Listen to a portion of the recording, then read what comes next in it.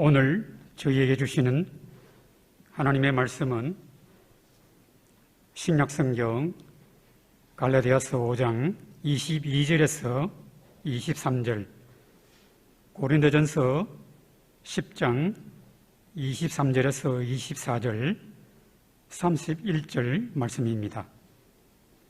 이제 들려지는 계시의 말씀 속에서 하나님의 음성을 들으시기 바랍니다.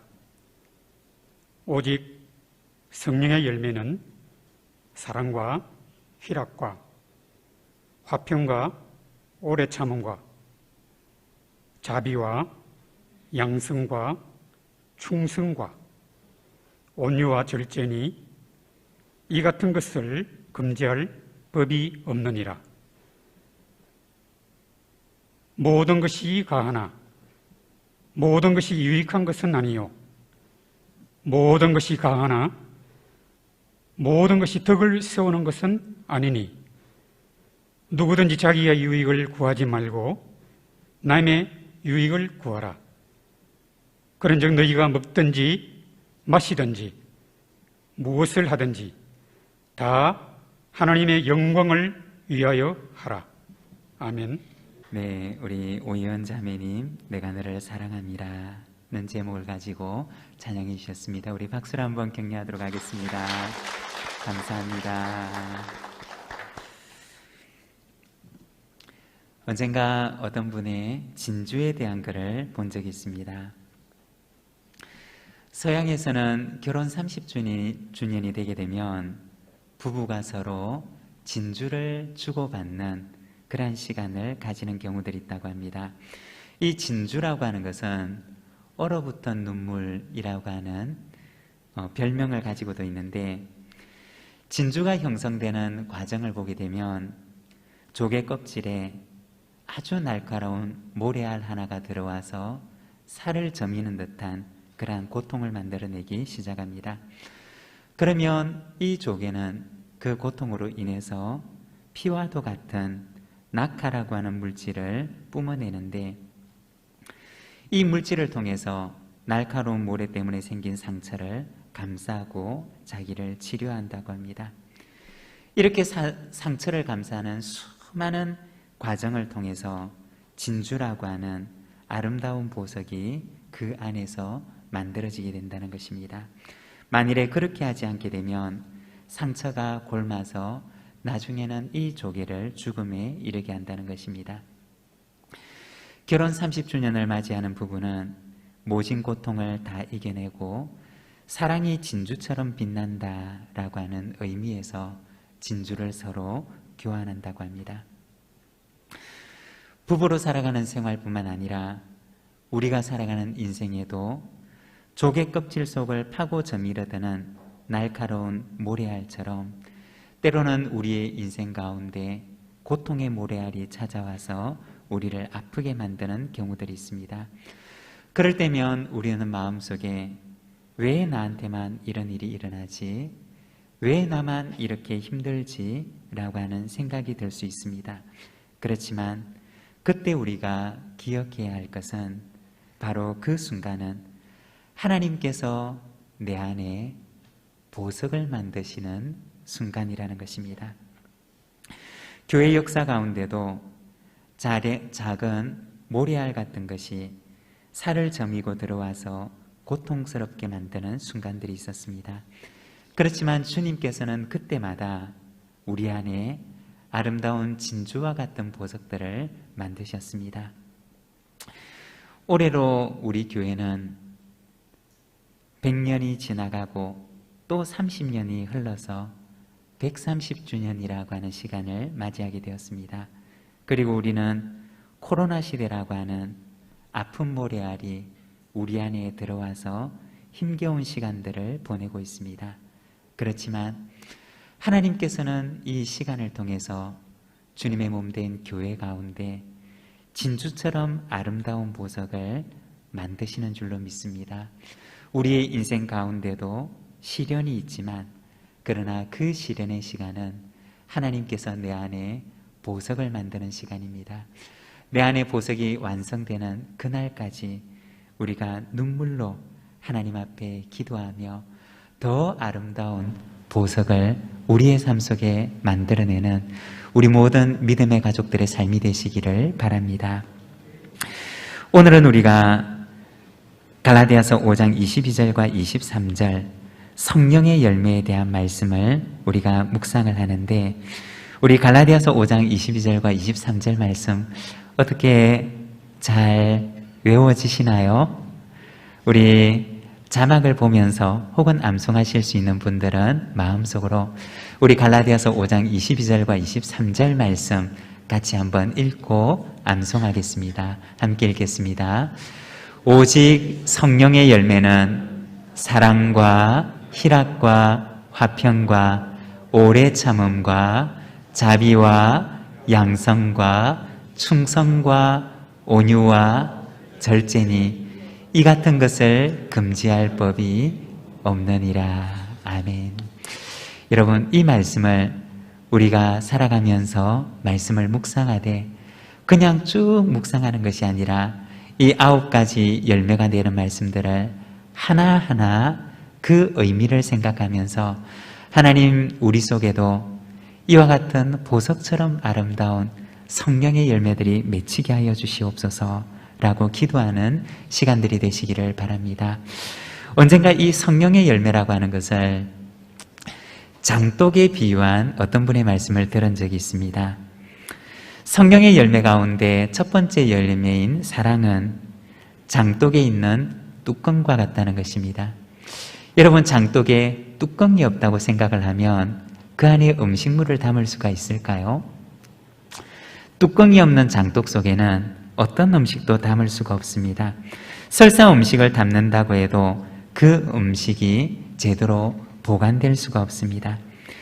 뚜껑이 잘 닫혀 있을 때 장독 안에 있는 음식물들이 이렇게 신선하게 또는 잘 숙성되어서 많은 사람들이 함께 즐거이 나누어 먹을 수 있는 음식이 되는 것입니다. 여러분, 우리의 삶 속에 이 사랑의 뚜껑이 잘 덮여 있어서 그 안에 있는 것들이 아름답게 보존이 되고, 그리고 그 안에 있는 것들을 많은 사람들이 기쁘게 나누게 되는 그러한 저희들의 삶이 되기를 원합니다. 그리고 성령의 열매 가운데 마지막 9번째 열매인 절제는 무엇과 같으냐? 장독의 밑을 발치는 밑과 같다는 것입니다. 뚜껑이 있어야지만이 그 안에 있는 음식이 잘 보관되는 것처럼, 또한 장독에 밑이 든든하게 받치고 있어야지 그 안에 있는 음식물이 새어나가지 않고 또 잘 보관되는 것입니다. 밑이 없으면 밑 빠진 독이 되어서 아무리 그 안에 좋은 것을 담는다 할지라도 모두 다 밑으로 새어나가 버려서 아무것도 없는 빈 장독이 되고 마는 것입니다.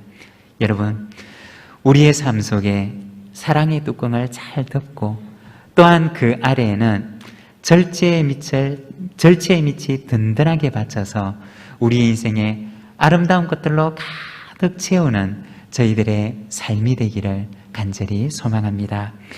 우리가 갈라디아서 5장의 말씀을 같이 읽었는데, 여기에 나와 있는 성령의 9번째 열매, 절제라고 하는 것은 원어 성경에 보면 앵크라테스라고 하는 단어를 사용합니다. 이 앵크라테스라고 하는 단어는 두 개의 말로 이루어져 있는데, 앵이라고 하는 말과 크라테스라고 하는 말로 이루어져 있습니다. 앵이라고 하는 말은 영어로는 in이라고 하는 뜻입니다. 우리말로는 안, 속 혹은 내면이라고 하는 뜻을 가집니다. 그리고 크라테스라고 하는 말은 강함 혹은 힘이라고 하는 의미를 가지고 있습니다. 그래서 앵크라테스라고 하는 이 절제라고 하는 말의 뜻은 사람의 내면 속에 있는 힘이라고 하는 의미를 가지는 것입니다. 사람 속에 있어서 그 안에서 자기를 지켜내는 힘을 가리켜서 이 절제라고 이야기를 하는 것입니다. 오늘은 우리가 고린도전서 말씀을 통해서 이 절제에 대해서 함께 말씀을 묵상하고자 합니다. 절제란 어떠한 것이냐? 그리고 하나님께서는 우리의 삶 속에 어떠한 절제의 열매를 맺기를 원하시는가? 우리가 말씀을 묵상하고 그리고 하나님 앞에 기도하는 시간이 되기를 원합니다. 먼저 첫 번째 절제라고 하는 것은 자신의 욕망으로부터 자기를 지켜내는 힘을 가리키는 것입니다. 여러분, 절제가 무엇이라고요? 자신의 욕망으로부터 자기를 지키는 힘입니다. 고린도전서 6장 12절과 13절의 말씀을 보면 이렇게 말씀을 하는데, 우리 자막을 보면서 같이 한번 읽겠습니다. 모든 것이 내게 가하나 다 유익한 것이 아니요 모든 것이 내게 가하나 내가 무엇에든지 얽매이지 아니하리라. 음식은 배를 위하여 있고 배는 음식을 위하여 있으나 하나님은 이것저것을 다 폐하시리라. 몸은 음란을 위하여 있지 않고 오직 주를 위하여 있으며 주는 몸을 위하여 있느니라. 아멘. 여기 보면 사도 바울은 고린도 교회 성도들에게 편지를 할 때, 여러분, 모든 것이 다 가하지만 모든 것이 다 유익한 것은 아닙니다 라고 얘기를 합니다. 그러면서 고린도 교회 성도들에게 이 절제의 삶을 부탁하는 것입니다.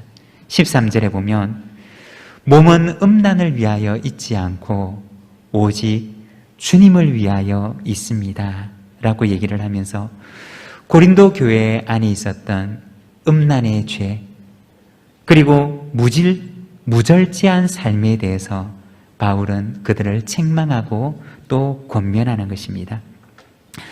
바울은 고린도 교회 성도들에게 하나님께서 주신 자유를 가지고 방종의 기회를 삼거나 자신의 욕망을 채우는 수단으로 삼지 않기를 원했던 것입니다. 오직 우리의 몸을 주님을 위해서 절제하며 하나님의 영광을 위하여 살아가기를 당부했던 것입니다. 절제라고 하는 것은 무엇이냐? 절제는 하나님께서 주신 자유를 가지고 육체의 기회로 삼지 않고 절제하면서 자기를 지키는 내면의 힘을 가리키는 것입니다. 우리가 성경을 보게 되면 잘 절제하면서 하나님 앞에서 자기를 잘 지켰던 사람이 있는 반면에 자기를 절제하지 못하고 하나님 앞에서 자기를 지키지 못했던 사람들의 이야기를 또한 우리에게 보여줍니다. 먼저 우리가 잘 아는 요셉이라고 하는 사람은 하나님 안에서 자기를 잘 지켰던 대표적인 사람입니다. 창세기 39장 4절과 5절의 말씀을 보면 이렇게 말씀을 합니다.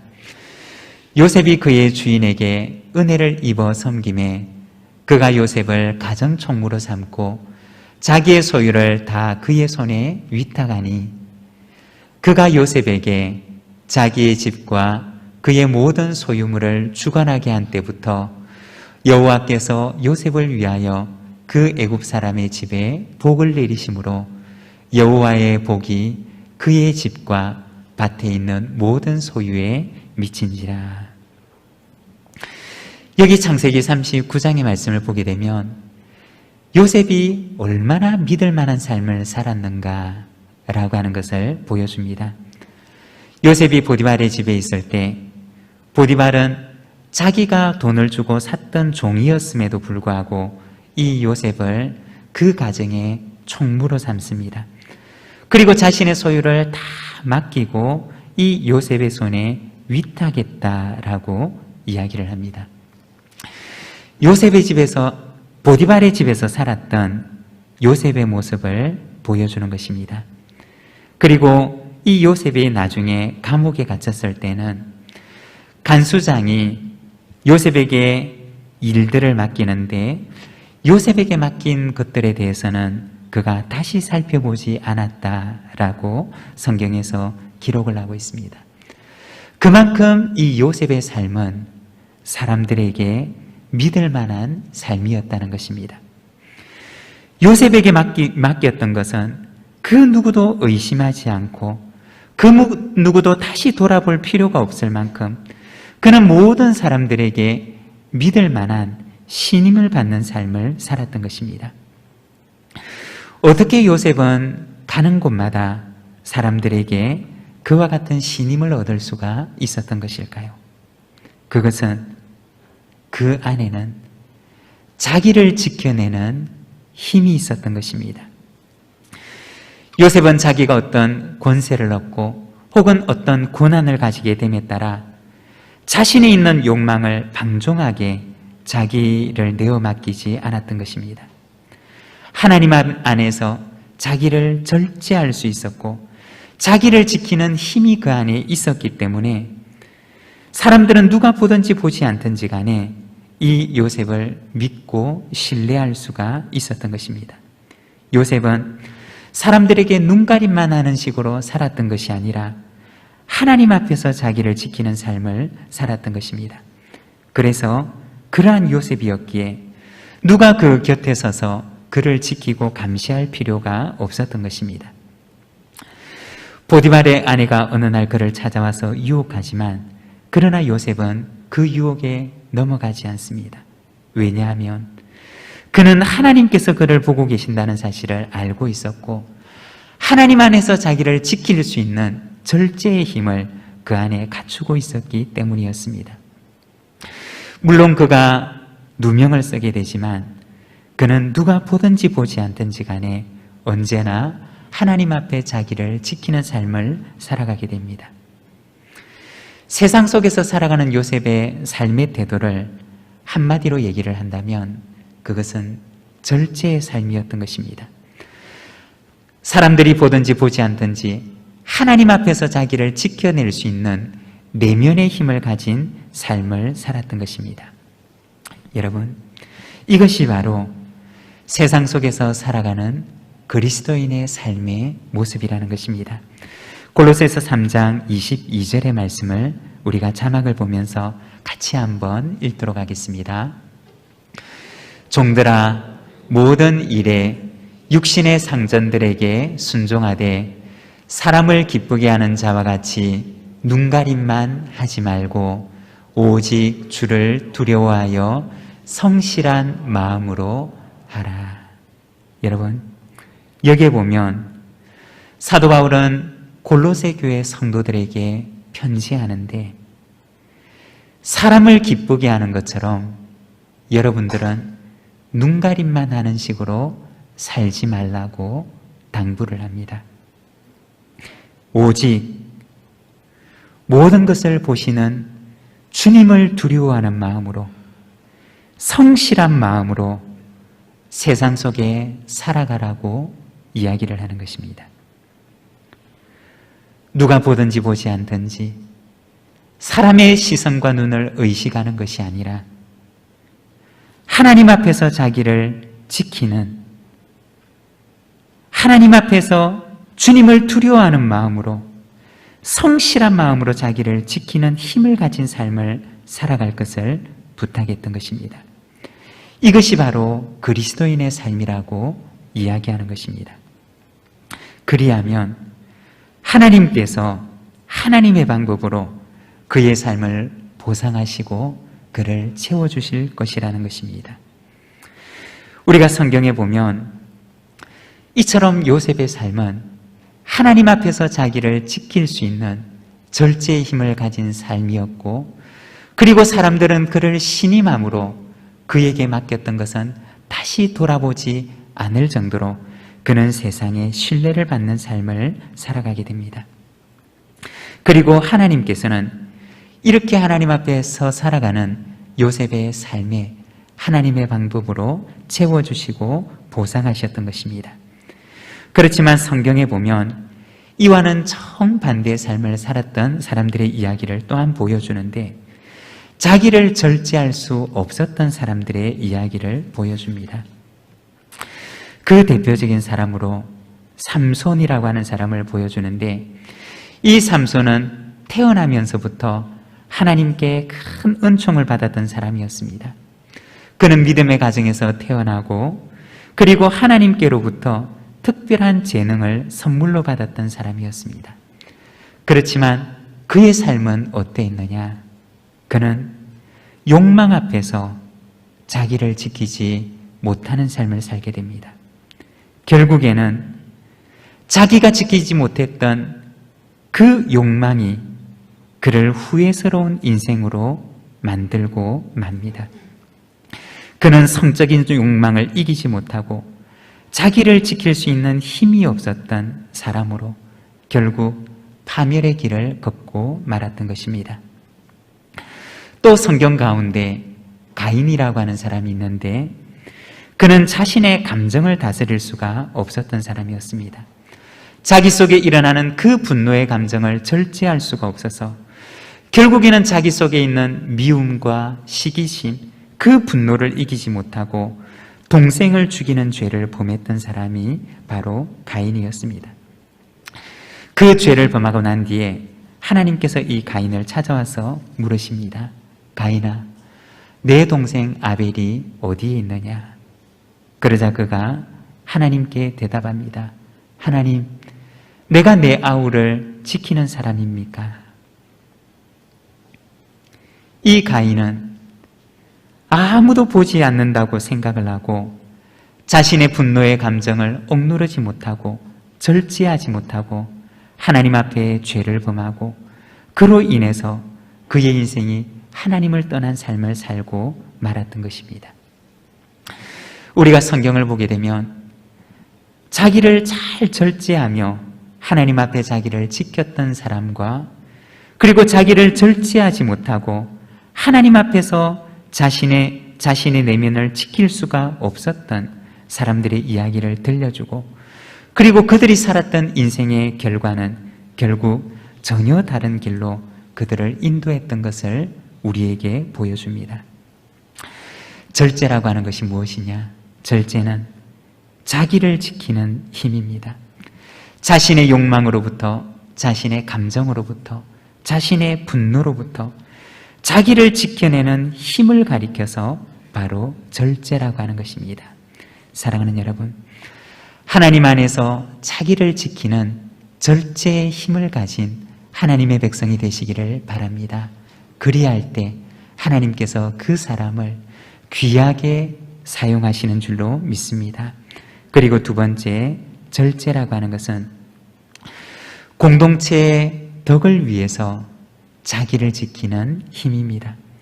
고린도전서 10장 23절과 24절의 말씀, 우리 자막을 보면서 함께 읽겠습니다. 모든 것이 가하나 모든 것이 유익한 것은 아니요, 모든 것이 가하나 모든 것이 덕을 세우는 것은 아니니 누구든지 자기의 유익을 구하지 말고 남의 유익을 구하라. 사도 바울이 고린도전서 10장 말씀을 통해서 이 말씀을 고린도 교회 성도들에게 권면을 하는데, 이 말은 특별히 우상의 제물에 대한 문제의 맥락 속에서 권면하는 말씀입니다. 바울은 우상의 제물에 대해서 이야기를 하면서 자신의 삶의 커다란 원칙에 대해서 이야기를 하는데, 공동체를 위한 중요한 신앙적인 권면을 그들에게 합니다. 바울은 말하기를 모든 것이 가하지만 그러나 모든 것이 덕을 세우는 것은 아닙니다 라고 얘기를 합니다. 그리고 자신의 유익을 구하지 말고 남의 유익을 구할 것을 부탁했던 것입니다. 그 당시 이방 문화에서는 가축을 도축할 때 그들이 섬기는 신들에게 제사를 하면서 가축을 도축했습니다. 그런데 이와 같은 이방 문화 속에서 살아가는 그리스도인들에게는 이것이 그들에게 하나의 도전을 안겨다 주었던 것입니다. 이전에 하나님을 알지 못할 때는 이것이 아무 상관이 없었지만 하나님을 알게 되고 교회 공동체의 구성원 가운데 한 사람이 되고 난 이후에는 이것이 그들의 마음 가운데 걸림돌이 되었고 문제가 되었던 것입니다.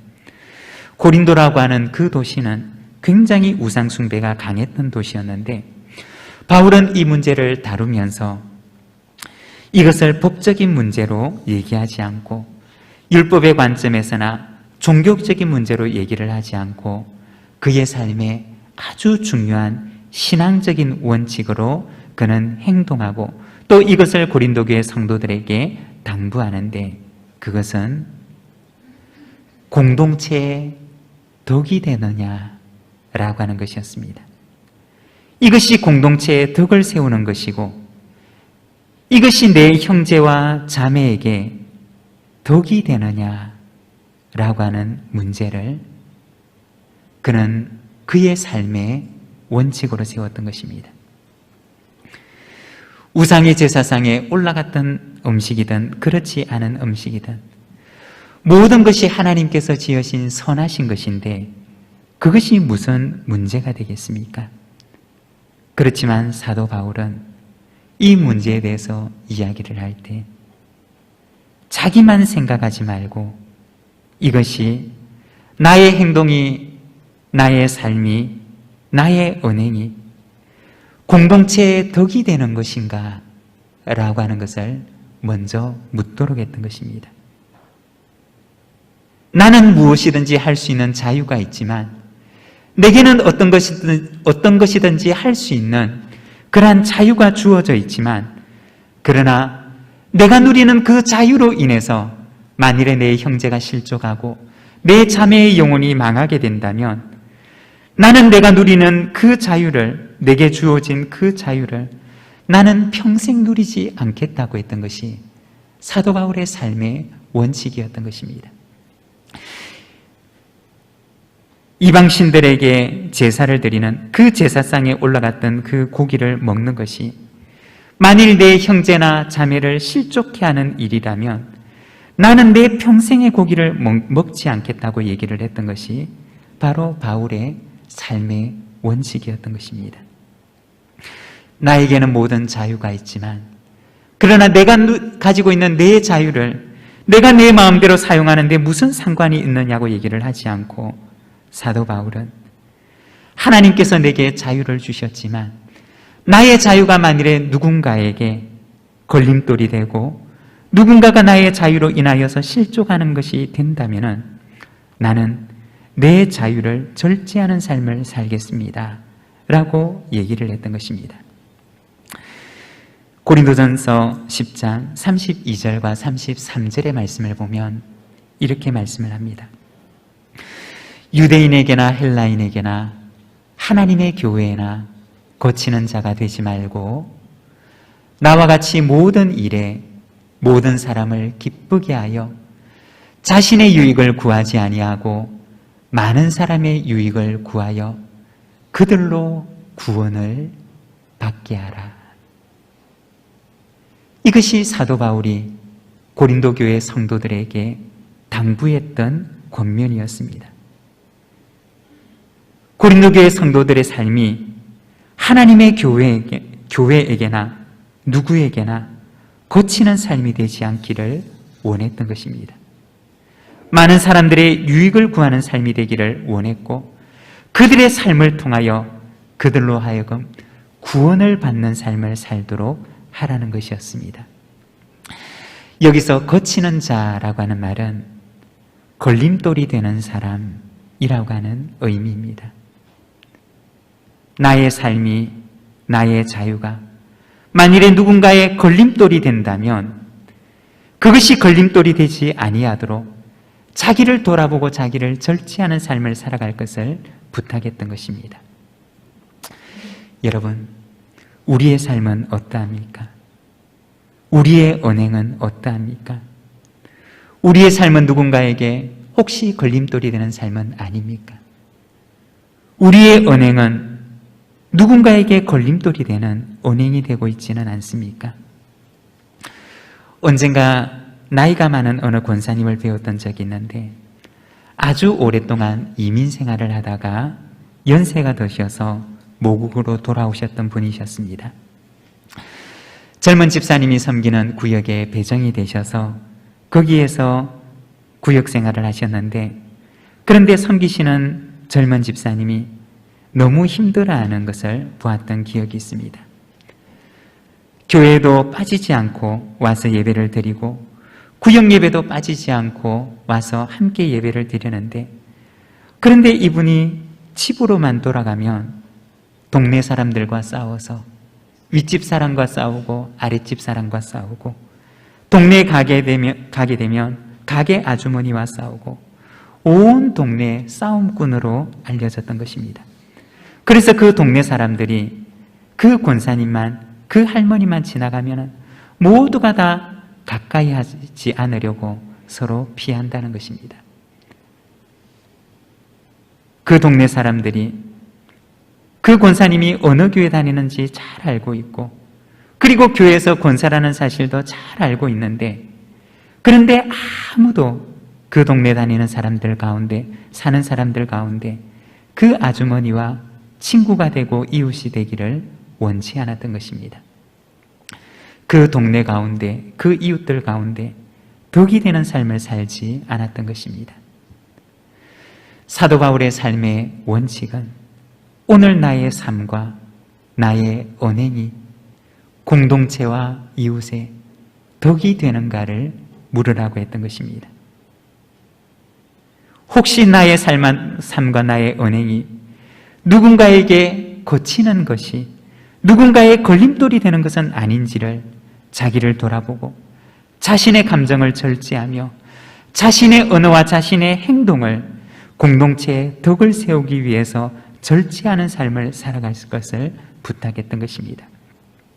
그래서 23절에 보면 모든 것이 가하나 모든 것이 유익한 것은 아니요, 모든 것이 가하나 모든 것이 덕을 세우는 것은 아니니 누구든지 자기의 유익을 구하지 말고 남의 유익을 구하라고 말하는 것입니다.